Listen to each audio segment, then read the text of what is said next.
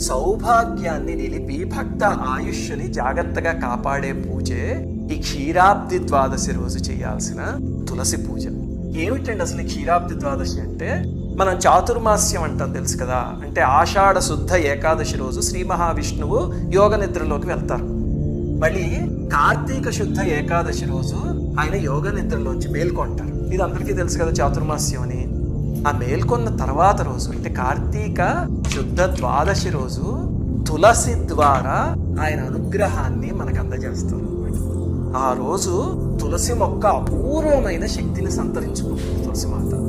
ఆ రోజు కానీ ఆ తల్లిని నారాయణ సమేతంగా పూజించగలిగితే కనుక స్త్రీలకి సౌభాగ్యం అద్భుతంగా సిద్ధిస్తుంది అని పురాణాల్లో చెప్పారు. అది నండు శ్రీవాణి పూజా వీడియోస్ అనే ఛానల్ ఉంది కదా, అక్కడ దాని డెమో వీడియో PDF అన్ని పెడతాం, మీరు చూసుకోవచ్చు.